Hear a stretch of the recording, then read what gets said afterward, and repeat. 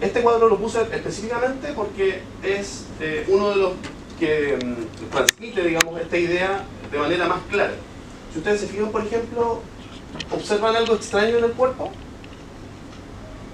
Es una odalisca, vista de espaldas, hay alta sensualidad en la traducción del color de la piel, ¿cierto? En la anatomía, ¿hay algo que observen que no calza? Sí, muy bien. En palabras simples, está deforme. La pierna de abajo está muy, digamos, apretada, ¿cierto? La planta está muy hinchada y los expertos han contabilizado que hay más vértebras de las que corresponden en la columna, ¿ya? Exactamente. Ese alargamiento tiene que ver precisamente con la idea de que por una parte el cuerpo se vea voluptuoso, pero por otra que en el fondo el artista tiene la posibilidad y tiene el derecho de manipular la realidad a su antojo.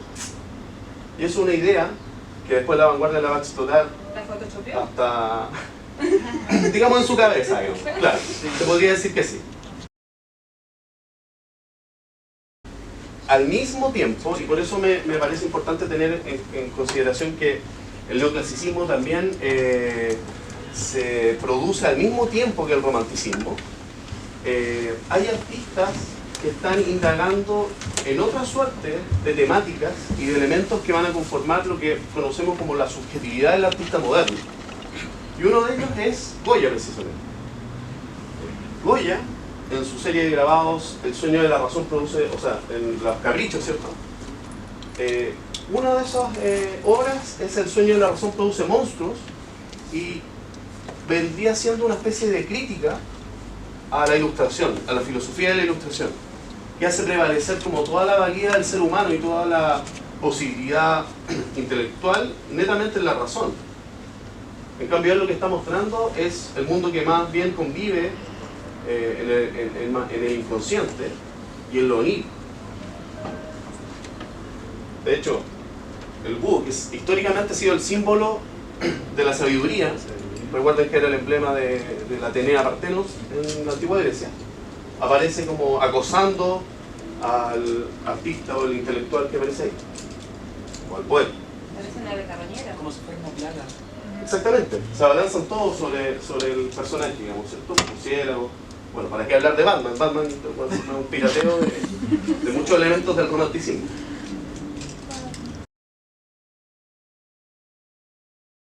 También es interesante en el romanticismo las poéticas del paisaje. Y esto es relevante también porque los artistas que van a venir a Chile como artistas viajeros o como parte de expediciones científicas, varios de ellos van a abordar el paisaje desde esta mirada, ¿cierto? De este exotismo particular que tiene todo lo que está fuera del eurocentrismo, ¿cierto? Caspar Friedrich, bastante conocido por sus paisajes donde el personaje central aparece como enfrentado a una naturaleza que lo hace sentir pequeño, digamos, o de alguna manera dentro de un algo inacible. William Turner, que es un artista que va a ser muy valorado por los impresionistas porque en el fondo su interés está precisamente en los efectos de luz, incluso llegando a difuminar todo lo que pareciera ser elemento estructural dentro de la obra, como el ferrocarril que aparece ahí en medio. Aquí esta obra es interesante porque empieza a aparecer como otro elemento que tiene que ver con la revolución industrial.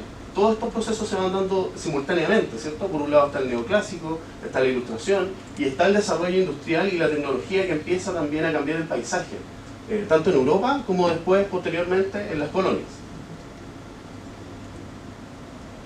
También aquí un remolque, ¿cierto? Ustedes pueden ver cómo se trabaja el color. William Turner era un virtuoso del cromatismo. Constable, un artista inglés que también trabaja el tema del paisaje, más bucólico, ¿cierto? Con una mirada un poquito más detallista, ¿cierto? Y Théodore Rousseau, un artista francés muy en contacto con Constable, que va a fundar una escuela, la escuela de Barbizon, que más bien era un grupo de artistas que empiezan a buscar la idea o a cultivar la idea de salir a pintar al paisaje mismo, ¿ya? No pintar en el taller, sino que salir al paisaje, salir afuera, al exterior. Y por eso ellos son relevantes, porque los impresionistas van a imitar esa costumbre y lo van a transformar en una norma, en una ley.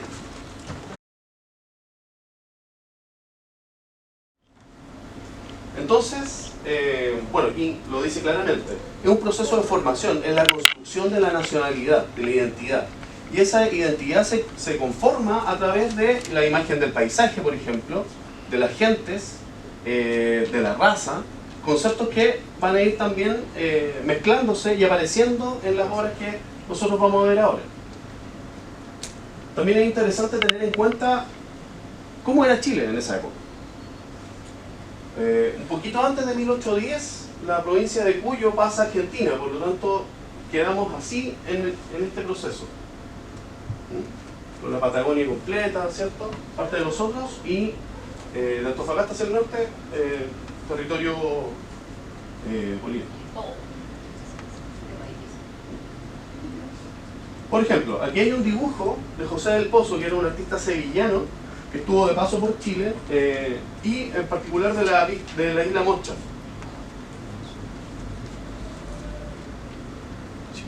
Aquí hay otra vista del Valle de Concepción. Tienen que pensar que la mayoría de estos registros están en colecciones particulares, o de bibliotecas, o de lugares en donde se conservan, digamos, adecuadamente, porque además, ustedes saben, el papel es delicado. Esta es la moneda, antes de ser el Palacio de Gobierno, ¿cierto? ¿Y quién la hizo? Esta es de Arnaud. Sí, ¿Y dónde está? ¿Dónde está? Esto está en una colección particular, ¿sí? Esta es la quebrada de Elías, de Valparaíso, de un artista inglés que se llama Conrad Martens, y esa es la quebrada que divide el Cerro Cárcel del Cerro Concepción. Aquí, de repente también, como para hacerse una idea, ¿cierto?, de cómo era Chile en esa época, es interesante indagar en los diarios de viaje de algunos de estos extranjeros, ¿ya? Claro, hay cronistas, y de hecho el más conocido es el de una inglesa que llega a Chile en 1822, que es María Graham. Y el libro se llama Diario de María Graham, Diario de mi viaje a Chile. Y bueno, esta es la Alameda, claramente. El Paseo de la Cañada era el nombre antiguo de la moneda, porque había sido un brazo del Mapocho que se secó durante el siglo XVI. Entonces, posteriormente fue un lugar donde incluso se usó de basural durante mucho tiempo, y O'Higgins es el que le da el sentido y crea la idea de poder construir ahí una avenida, ¿cierto? Y poder plantar álamos. ¿Eso es un grabado? Sí, es un grabado. Eso también. Este vendría siendo lo que era el Calicanto, el puente Calicanto. Y también algo que es muy típico, algunas costumbres y oficios que existían en esa época, como los serenos, que eran los que daban la hora, ¿cierto? José Gil de Castro, un artista peruano que llega a Chile, como lo señalé, para integrarse al Ejército Libertador, y que de alguna forma hace precisamente el entronque entre la época colonial y lo que va a venir posteriormente, que vendría siendo una mirada, un arte más formal, más academicista.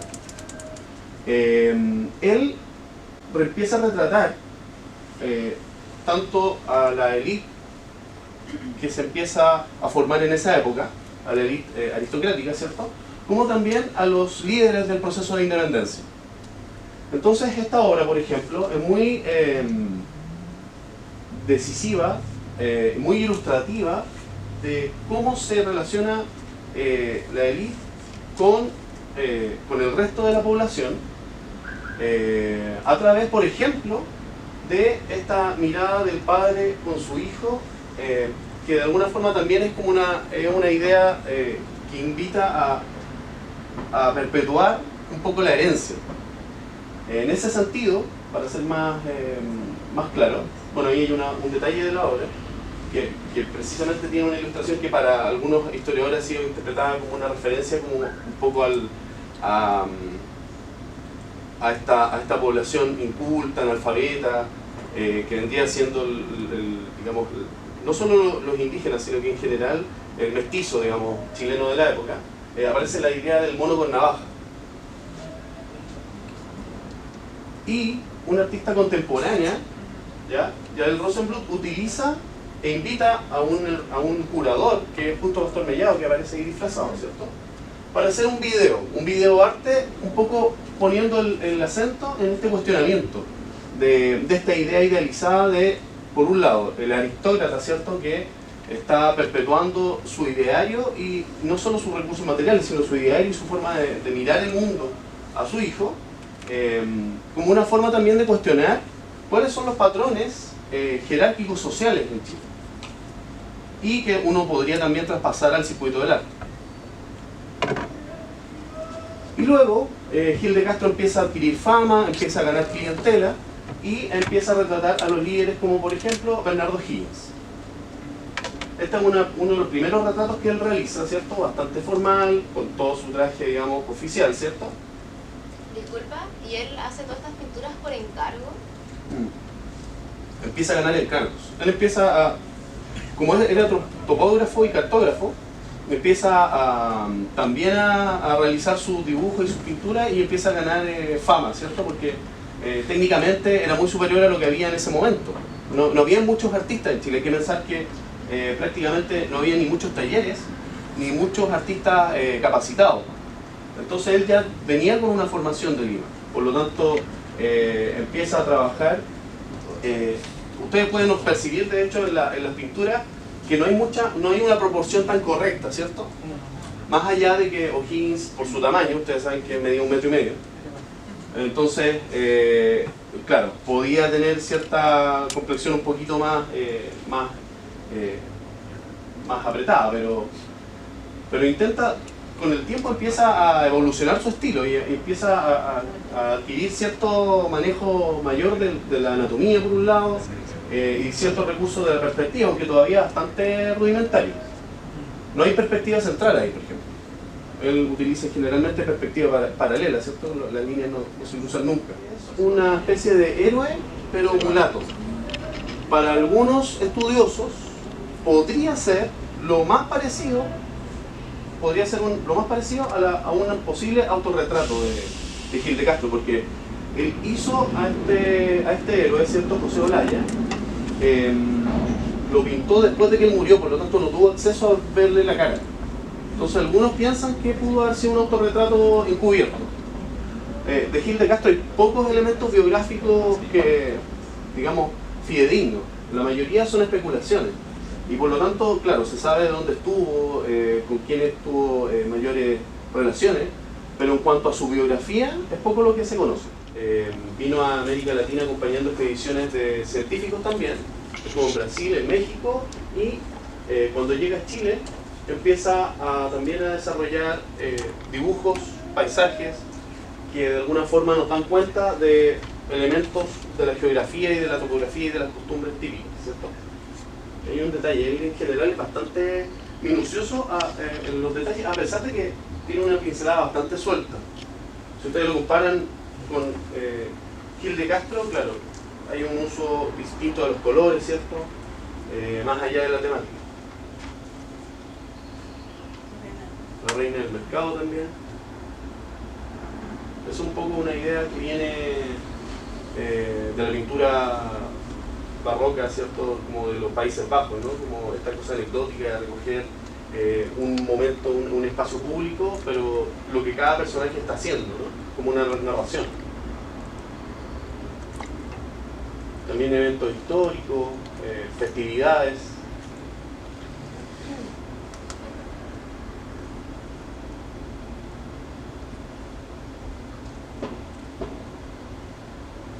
Carmen Arriagada, que para muchos historiadores fue el gran amor de Urgendas y la razón por la cual él volvió a Chile, ¿no?, a fines de la década del 40. Un Boazán. Llega a Chile por azar, entre comillas, porque había tenido había tenido una crisis en su vida, y en este proceso conoce a algunos representantes chilenos en París, tanto al ministro Mariano Egaña, ¿cierto?, como a Manuel Ramírez Rosales, que fue uno de los primeros artistas chilenos, pero que va a perfeccionarse y a estudiar a Europa, porque aquí no existía lo que llamaríamos una academia de arte todavía. Entonces con ellos se contacta y lo invitan a que pueda fundar en Chile una academia de pintura. Maupassant llega a Chile, luego de un viaje bastante azaroso también, ve que el proyecto fracasa, pero trae consigo varias pinturas y las expone, constituyendo la primera exposición de pinturas que existe en Chile en 1843. Y eso permite que se dé a conocer, que empieza a tener una gran clientela, y toda la gente de cierta alcurnia y que tiene intereses intelectuales le pide ser retratado. Entonces él empieza a tener un mejor estilo de vida acá en Chile y empieza a retratar a personas de la alta sociedad, ¿cierto? También desarrolla el paisaje. Este cuadro está en este y el anterior están en el Museo de Arte. Andrés Bello, este está en la Casa Central de la Universidad de Chile. Ustedes pueden ver como a los indígenas como tomándole a los niños, arrastrándola, ¿cierto? Que en general era un poco lo que pasaba en la época de la colonia, cuando se tomaban prisioneras los caciques, las hacían sus esposas, ¿cierto?, a las españolas, ¿no? Y eso fue creando, entre comillas, a lo que es digamos, la raza chilena, digamos, fue produciendo el mestizaje a lo largo del siglo XVI y XVII. Que dejó algunas estampas bien, digamos, características de lo que uno podría denominar, este es Chile, como en el siglo XIX. Esta es la imagen que yo me puedo hacer de la arquitectura, de las calles, ¿cierto?, de lo que es la urbe. Aquí, obviamente, el Casa Colorada, que es un cuadro que yo creo que varios de ustedes han visto ya. Alrededor de 1848 aproximadamente. Giovato Molinelli, también otro artista, esta vez genovés, hasta donde se tiene, digamos, conocimiento. Aquí aparece el Campo de Marte. Este es lo que era... Esa avenida Mata. Más o menos, porque este es el arsenal de guerra que todavía está ahí. Que queda una ruina, ¿cierto? Ese castillito como color burdeo, que hay como en la cercanía, ¿cierto? Y en esa época ya se utilizaba para ensayos militares. Entonces por eso se llamaba el Campo de Marte, el Marte, dios de la guerra. Y ahí la gente paseando, ¿cierto? Las acequias. ¿Viste los tajamares del Mapocho? También. Recuerden que las crecidas del Mapocho arrastraban muchos minerales que hay en la cordillera, que contaminaban el agua y hacían que la gente se enfermara. Entonces una forma de controlar esos desbordes fue construir tajamares, que son estas especies como de contenciones, ¿no? Thomas Sommerfeld, que es un artista que también hace marina, ¿cierto? Y va a tomar como tema privilegiado todo lo que fue el proceso de la Guerra del Pacífico. Algunas batallas, ¿cierto? La más emblemática, la del combate naval. Aquí hay una de las versiones que realiza. Aquí, si ustedes pueden observar, el nivel de detalle es mucho más, digamos, acabado, ¿cierto? La muerte de Brad también, que es como súper... está ya en el inconsciente colectivo. Como claro, como bien digno, digamos, así como en el momento de morir. Ustedes de hecho pueden rastrear, porque hay algunas publicaciones, uno las puede buscar como portadas de diarios de la época. No era tan inmediata la circulación de la información como ahora, pero cómo se empieza a generar a partir de la prensa también una idea de un acto heroico. Hasta ese momento Chile estaba prácticamente perdiendo la guerra. Y cómo se utiliza este suceso de la batalla, del combate naval y de la muerte de Prat como una especie de arenga colectiva nacional, y que produce lo que dices tú, que en el fondo aumentan el contingente que se inscribe al ejército para poder ir a pelear al norte. Esta está en el Museo de Bellas Artes. tiene bonita factura, ¿cierto? Él empieza a absorber estos conocimientos, estudia con Montbazan también, pero fundamentalmente su carrera es independiente. Vicente Pérez Rosales, que fue el agente chileno para la colonización del sur, ¿ya? Era artista también. Él escribió un libro bien interesante también, a propósito del que les señalé de María Graham, que uno puede hacerse una idea de cómo era Chile en esta época, que se llama Recuerdos del Pasado, que es un libro de memorias, y donde él habla de todo su aprendizaje, su vida en Chile, de cómo después él viaja a Alemania, ¿cierto?, como agente para la colonización, especialmente en la zona de Valdivia, Yanquihue, y por eso él realiza dibujos que hablan un poco de este paisaje, ¿no? El caballero de la polilla, ¿cierto? Muy, si ustedes quieren en el tema, muy relativa, no sé, uno se puede acordar de el Greco, Rembrandt, ¿cierto? Por este retrato con este personaje, digamos, con cuello, ¿no? Que murió muy joven, él murió a los 23 años. Y tiene dos gracias Antonio Gana. La primera es que fue el primer artista chileno becado por el gobierno para estudiar afuera, que es una costumbre que se va a sistematizar ya con la fundación de la Academia de Pintura.